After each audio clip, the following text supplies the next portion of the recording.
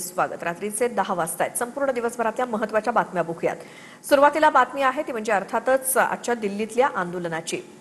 दिपकेंसह आंदोलक आंदोलनासाठी पुन्हा एकदा जंतर मंतर मैदानावरती आलेत। या जंतर मंतरवरती पोलिसांचा कडेकोट बंदोबस्त आहे। आंदोलक मात्र आपल्या भूमिकेवरती ठाम आहेत। दुपारी संसदेच्या दिशेने मोर्चा निघालेला होता। आंदोलकांवरती पोलिसांनी लाठीचार्ज सुद्धा केला होता।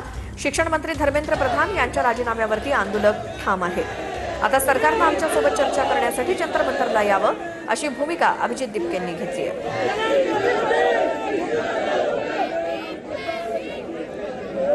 अभिजित दिपकेंचा आंदोलक हे आंदोलनासाठी पुन्हा एकदा जंतर मंतर मैदानावरती गेले। थोड्या वेळापूर्वी पोलिसांनी जंतर मंतर पूर्ण परिसर रिकामा केलेला होता।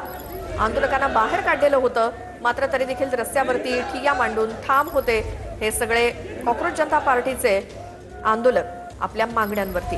मात्र आता पुन्हा एकदा जंतर मंतरवरती पोलिसांचा कडेकोट बंदोबस्त आहे आणि मैदानावरती पुन्हा एकदा आंदोलक गेलेले आहेत।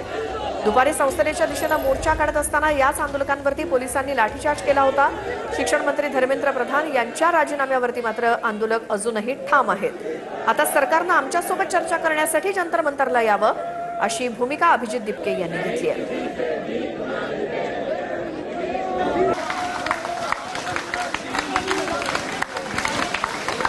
What a walk today, guys! What a walk! क्या काम किया आज? वाह! क्या काम किया आज?